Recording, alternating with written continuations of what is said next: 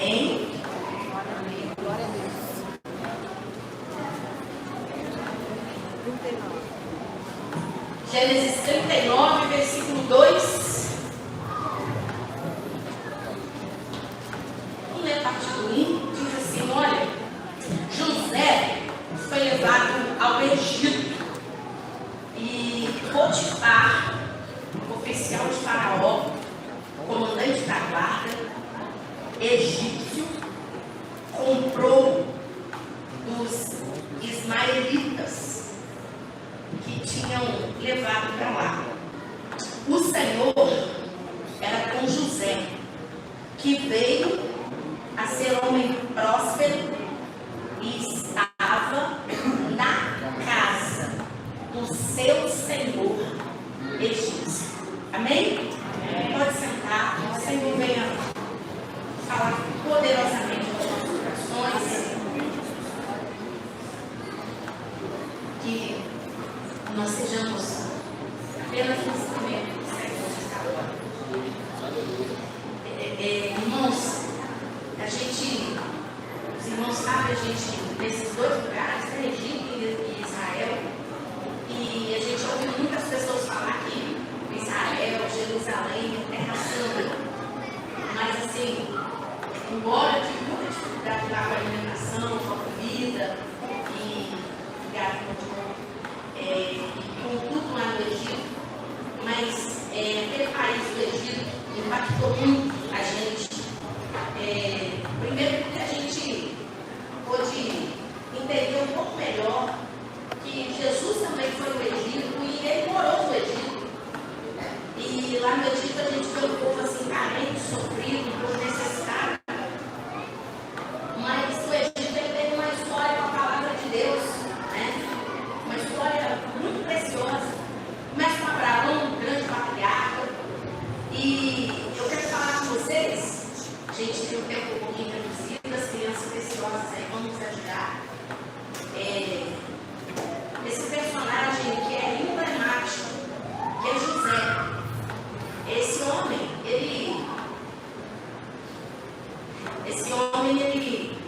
ele tem uma história que nos ensina demais. E assim, eu estou sempre olhando para a vida desse homem e eu quero falar de alguns lugares que José passou e que vai instruir a gente. E assim como José, a nossa vida ela carrega marcas.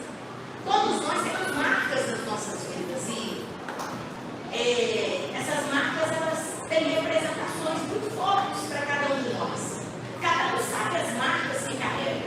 Eu gosto do apóstolo Paulo quando ele fala assim: carrega no corpo as marcas de Cristo. Amém? E José foi marcado por alguns lugares que ele passou. Pelo menos 4 momentos foi assim, muito importantes na vida de José. E José ele foi marcado por um lugar que ele foi levado pelos seus irmãos.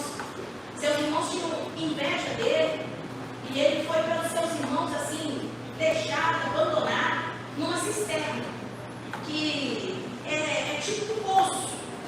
E a Bíblia diz que era pelo que ele falava, pelos sonhos que ele tinha, por tudo que ele almejava.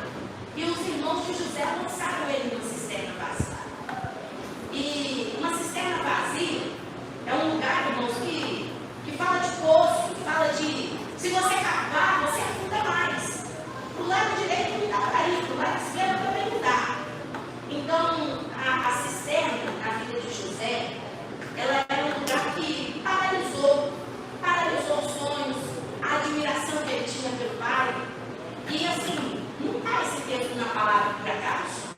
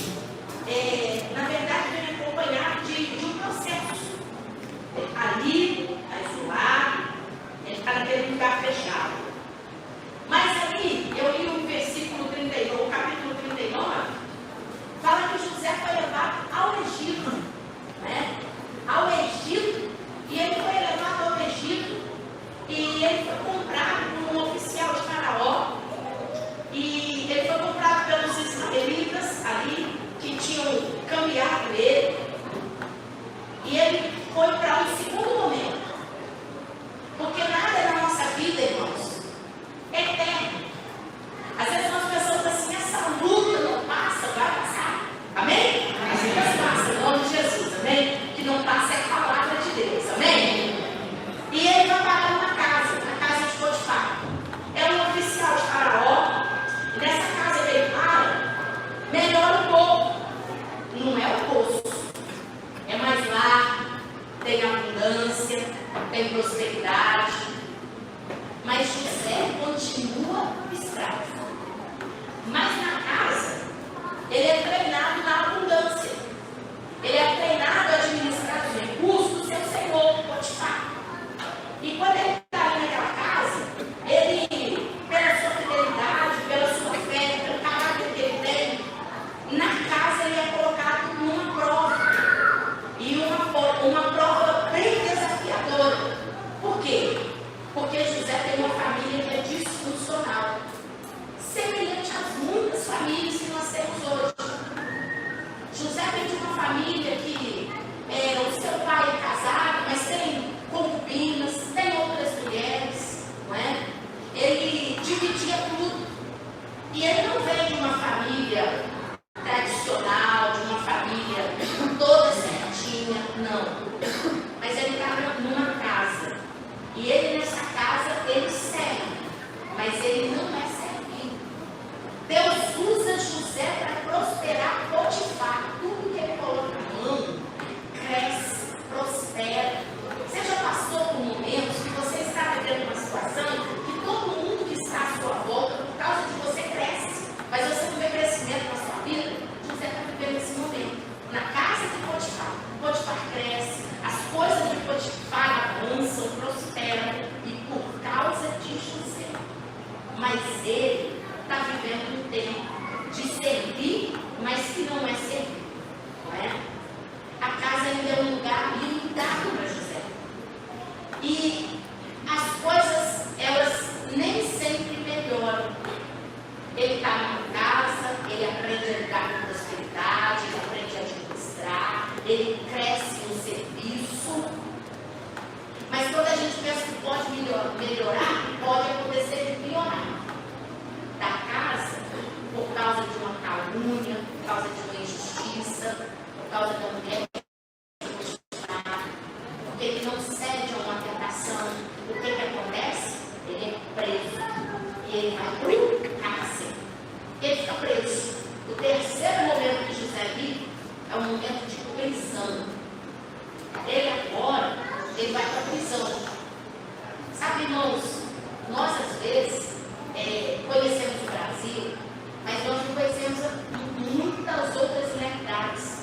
E às vezes nós reclamamos da nossa situação, mas tem pessoas que vivem situações muito piores. Da casa, José vai para o cárcere. E no cárcere, ele está ali porque ele foi preso injustamente. Imagina, irmãos, quando as coisas acontecem conosco por uma injustiça.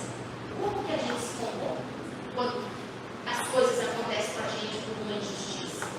É difícil imaginar os sentimentos, as emoções, as pressões. Como que José está naquela prisão? Ele não fez nada por merecer aquele lugar. Ele está ali injustamente. E no cárcere acontecem as maiores perdas de José. Ele perde ainda mais a sua identidade. Ele perde nos relacionamentos. Ele perde muito nas suas emoções. É ali que ele precisa entender e aprender a lidar com a injustiça, com a ingratidão, porque quando ele está lá na cadeia, não é? Ele é esquecido, ele interpreta um sonho que ele é esquecido. Tem momentos que a gente vai passar por esquecimento. Sim ou não? Sim. Mas quando você for esquecido, tem uma palavra de Deus para a sua vida. O Senhor se lembra de nós. Aleluia. O Senhor não esquece dos seus filhos. Ele não esquece, Fabiano. Ele não esquece de nenhum de nós. E José não foi esquecido por Deus naquela prisão. Ele pode ter sido esquecido pelos homens, pelo padeiro, pelo copeiro, mas não pelo Senhor. Deus não esquece de você. Aleluia. Amém? Interessante, irmãos, que quando ele está ali, esquecido, ele é levado para um lugar. ele é levado lá para a corte, ele é levado lá para o palácio. Não é? Se você vê Gênesis aí no capítulo 41, no versículo 46, ele foi para o palácio. A palavra diz que assim, ó, disse mais Faraó a José: vês que te faço autoridade sobre toda a terra do Egito. Sabe, meus irmãos, pode ser que tem momentos da nossa vida que se assemelha com o poço. A nossa vida pode ser que tem momentos que parece que a gente cai de mal a pior, está dentro do poço. Mas é quando a gente pensa que não, aparece uma casa, aparece um lugar, Deus prepara uma prosperidade, uma provisão, Deus prepara um cuidado. Amém? Amém. Mas é quando a gente pensa, tá, as coisas chegando num lugar, ele vai para a prisão, ele vai para a cadeia. Piora, porque as circunstâncias por fora, elas podem ser altas e baixas, mas o que Deus está querendo tratar, o que Ele está querendo moldar, é o nosso interior. O que Ele está querendo dar equilíbrio para a nossa vida. O que Ele está tentando nos ensinar é ter firmeza em momentos de fraqueza, em momentos de dificuldade. É glorificar o Senhor em todo o tempo. Agora, Ele está na corte, Ele está no palácio. Chega o momento das promessas se cumprir na vida dele. E vai chegar esse momento para mim e na sua vida, amém? Quando a gente viajou, foi o cumprimento de uma promessa, de uma palavra. Mas Deus tem muitas coisas para cumprir, porque Ele é Deus que cumpre a sua palavra na nossa vida, amém? Tem coisas grandiosas de Deus para serem cumpridas na sua vida. E quando Deus fez José esse tempo na corte, Faraó reconhece, Faraó vem sobre José uma temporada de realização, de crescimento, de autoridade, de governo, não é? E ele ali naquele palácio, ele começa a ver cumprida na vida dele as promessas que Deus fez para ele, através dos sonhos que Deus deu para ele. Os sonhos de Deus, eles se realizam nas nossas vidas, amém? Deus realiza sonhos, Deus é o mesmo. Deus é o Deus de José, Deus é o Deus da nossa vida, Deus é o Deus que nos leva longe e perto para cumprir a vontade dele, amém? Sabe, Deus, ele sempre tem um palácio, ele sempre tem uma corte, um lugar para os seus filhos. Lembra de Jesus? Ele nasceu numa manjedoura, ele nasceu no meio de muita simplicidade, mas a palavra de Deus fala que ele foi sepultado entre os muito ricos, não é? Ou seja, o nosso Deus, ele não está se importando com as circunstâncias de fora, porque com pouco ou com muito, o importante é quem está com a gente, a presença de Deus. Aleluia. Amém? E no palácio também acontece algo muito interessante. Na corte, no lugar do reconhecimento, no lugar de Deus honrar a vida de José, também é um tempo que ele é restaurado e que ele perdoa os seus irmãos. Sabe, depois de 20 anos, José recebe os seus irmãos e ele tem a oportunidade de se reconciliar com eles. Sabe, José agora é a maior força do Egito. Até os dias de hoje, irmãos, o Egito é um lugar muito grande, uma terra que não é como o Brasil. Aqui a gente é um continente, né? Lá no Egito, parte de um continente asiático e parte africano, no mesmo país. O Egito é extenso na sua geografia. O rio Nilo é um rio comparado, próximo ao rio Amazonas. É um rio caudaloso, um rio que tem vida, né? E José, ele vai se tornar a maior força daquele país e do mundo naquela época, sabe? José entendeu que a corte do palácio não é um lugar de vingança, não é um lugar de mágoas, não é um lugar de ódio, não, nada disso. A corte, o palácio, é para quem quer ser restaurado, é para quem quer liberar perdão.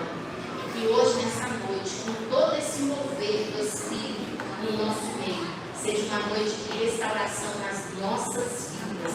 Que em nome de Jesus, o Senhor venha com o seu perdão, nos lavando, nos purificando, em nome de Jesus. José não resiste.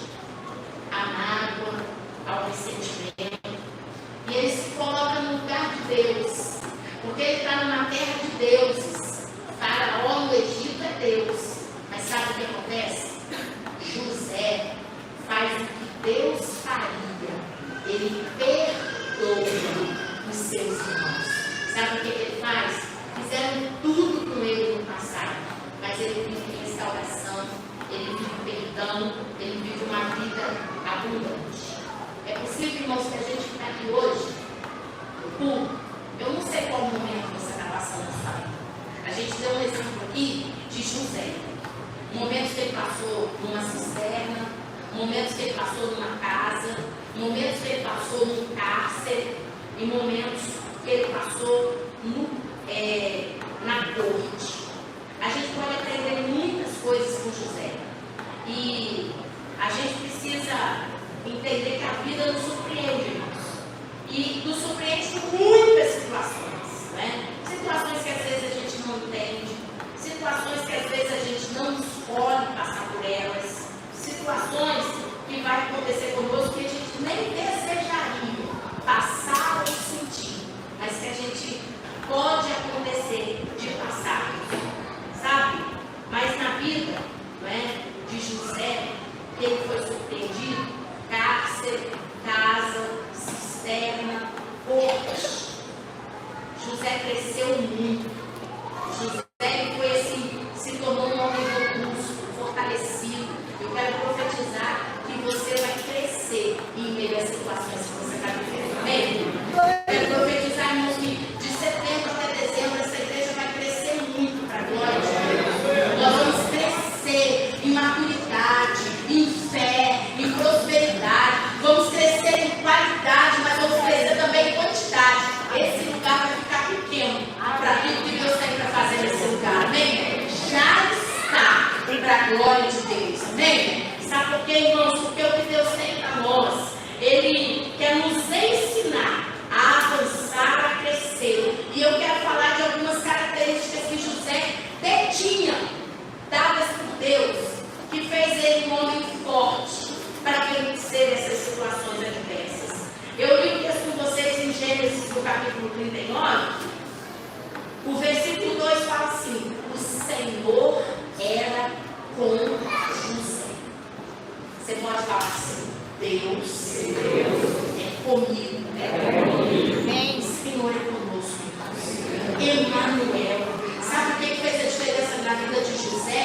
É que Deus era com ele. Sabe o que vai fazer a diferença na minha e na sua vida? Não é as situações que nós vamos passar, é Deus conosco que vai fazer a diferença na nossa vida, irmão. Sabe? No cárcere, Deus estava com José. Na cisterna, Deus estava com José. Na casa de Potifar, Deus estava com José. E na corte, ele tinha uma mente de governo, mas ele tinha um coração de servo. Ele estava com o Senhor. E eu e você precisamos estar com Deus o tempo todo. É isso que vai fazer a diferença na nossa vida.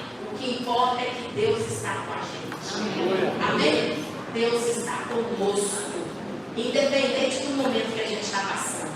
Eu sei que Deus trouxe visitantes aqui essa noite. Deus trouxe pessoas aqui para ouvir essa palavra. Porque independente do momento que eu e você estamos vivendo, uma coisa que nós podemos aprender com José. José, em todo o tempo, ele se movimentava e servia com excelência. Sirva a Deus e as pessoas com excelência, irmãos. Sabe, nunca pare, nunca pare. Olha o que está em Gênesis 39, o versículo 3 e o versículo 4. Diz aqui, olha, sendo Potifar que o Senhor era com ele, e que tudo que ele fazia, o Senhor prosperava em suas mãos. José logrou mercê, logrou graça diante de Potifar, a quem ele servia, e ele foi sobre o mordomo de sua casa, e lhe passou as mãos tudo que tinha. Sabe, uma coisa interessante, irmãos, José fazia tudo com muita excelência. José estava na casa de Potifar.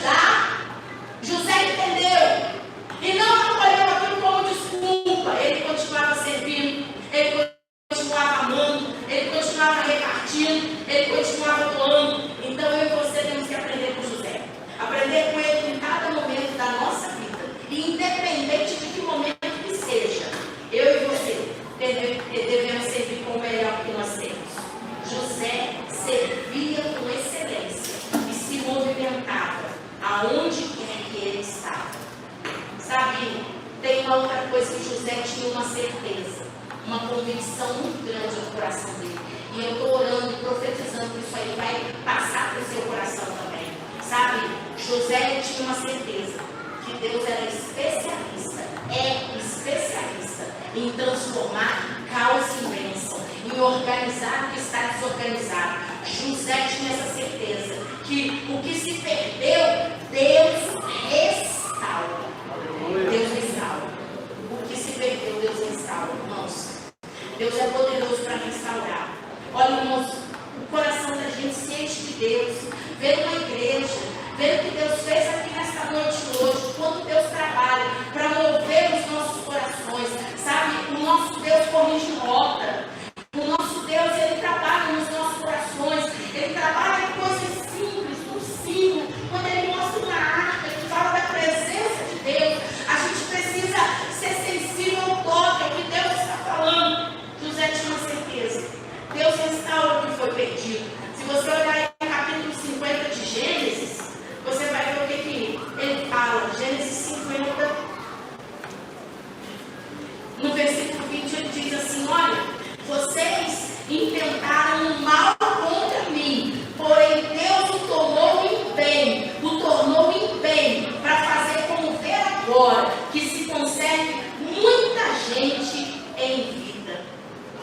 Sabe, irmãos, Deus muda os nossos destinos, Deus transforma as nossas rotas. Deus é um Deus que para mim e para você, ainda que o ser humano seja decadente, ainda que o seu passado, Deus toca para transformar o seu presente e Ele já vislumbra o seu futuro.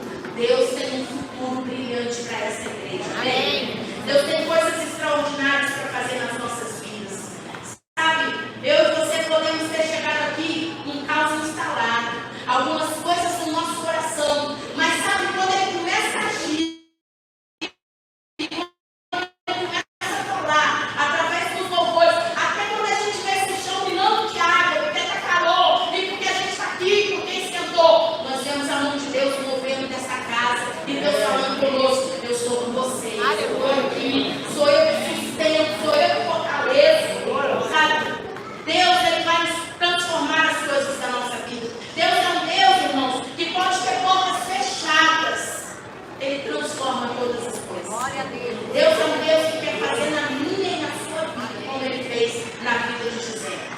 Deus sempre surpreende. Pergunta para quem está do seu lado: está preparado para a surpresa de Deus para a sua vida? Vai ter surpresa de Deus.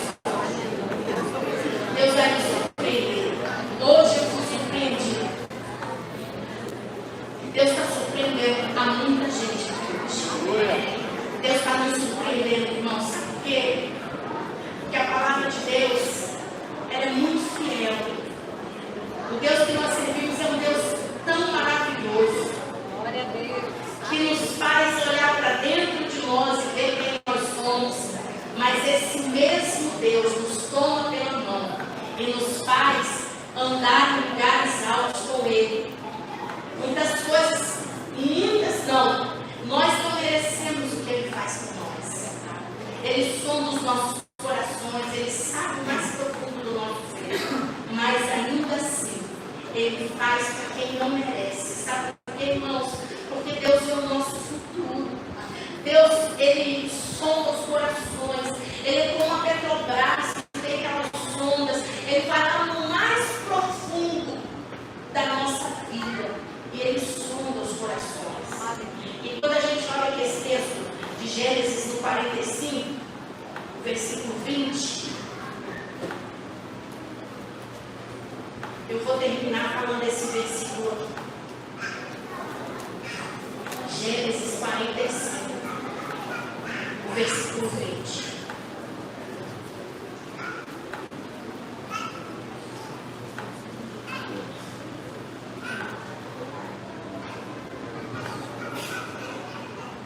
Olha o que diz esse versículo. Não vos preocupeis com coisa alguma dos vossos haveres. Fala para quem está do seu lado: não se preocupa não. Não se preocupe. Não se preocupe.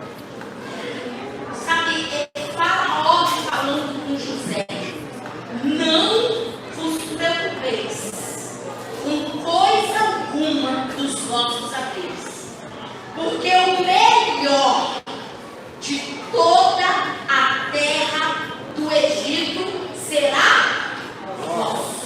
Irmãos, a palavra do Senhor, ela se cumpre até o tal. Deus cumpre a palavra dele nos mínimos detalhes. Quando Moisés tirou o povo do Egito, irmãos, levou todo o ouro, levou toda a riqueza. Sabe por que Deus tinha liberado uma palavra sobre José através da boca do próprio faraó? Porque quando Deus manda, até o inimigo tem que obedecer. E Deus falou através de faraó: não se preocupe com coisa alguma, porque o melhor de toda a terra do Egito será vosso. Sabe, meus irmãos, não se preocupa de onde vai vir, se da direita, da esquerda, do Brasil, do exterior. Se preocupa com uma coisa: você vai viver o melhor de Deus. Em nome de Jesus. Sabe por quê, irmãos? Tudo que José viveu nos lugares mais difíceis da sua vida nem se compara ao melhor momento que ele viveu. José passou por 3 momentos muito difíceis. A cisterna, ele passou pela casa de Potifar e ele passou pelo cárcere. 3 lugares difíceis. Sabe quantos anos ele passou nesses lugares? 13. Porque ele foi para o poço, colocado pelos seus irmãos aos 17 anos. Sabe quando ele saiu do poço da prisão para governar? Com 30 anos. 13 anos ele passou de sofrimento. Deixa eu dizer uma coisa para você: sofrimento passa. Aleluia. Sabe quem está do seu lado? Sofrimento passa. Coisa ruim passa. Vai permanecer o que é bom, vai permanecer as lembranças boas, vai permanecer as coisas que são de Deus. O Senhor, ele vai apurar na sua vida o cárcere, a casa de Potifar, o poço, a cisterna não te define. Você não é a sua luta. Amém? Não é. Ele começou a governar aos 30 anos. Sabe quantos anos ele governou, Rafael? 80. 13 anos de luta. Quantos anos de corte, de palácio, de governo? 80. Sabe, irmãos, vai ser muito maior, muito melhor a sua vitória, a sua conquista. Deus tem coisas grandiosas. Não fica olhando para a cisterna, não fica olhando para a casa de Potifar, não fica olhando para a prisão. Deus tem uma corte para você. Deus tem um tempo de bênção. E esse tempo de bênção vai ser maior do que o tempo de tribulação. Fala assim: o tempo de bênção vai ser maior que o tempo de tribulação. Alguém que é religioso, alguém que é muito literal, vai falar assim: mas como o melhor de Deus é estar por vir? Jesus já veio, já ressuscitou, já está tudo feito. Deixa eu dizer uma coisa para você, irmãos: coisas melhores e maiores estão por vir. O Senhor tem uma corte para você. Sabe, eu e você precisamos entender, irmãos: o melhor vai vir. A bênção de Deus será muito maior que essa estação que você está vivendo. Eu quero convidar você nesse momento. Eu não sei em qual desses momentos você está vivendo. Algumas pessoas falam que são estações. Sabe, irmãos, tem não sei quantos anos que a gente paga esse pacote, veio pandemia. A gente já nem acreditava que a gente ia fazer uma viagem tão boa como essa. E foi tudo assim, muito na direção de Deus. Deus tem coisas grandiosas para fazer no meio dessa igreja. Vocês foram junto comigo. A gente, desde o Sinai, o Egito, Israel, Nazaré, tantos lugares que a gente foi ali. Não foi em vão. Eu sei que Deus tem uma promessa sobre essa igreja, de levar essa igreja em muitas partes do mundo, para pregar o Evangelho, para falar do amor de Jesus. E a gente só está servindo como um canal de Deus, para abrir portas que Deus vai escancarar nessa casa. Amém. Eu profetizo, irmãos, que Deus vai levantar missionários nessa casa. Pessoas que vão servir as nações. Pessoas que vão entender o seu chamado pastoral além dessas 4 paredes. Pessoas que vão entender rápido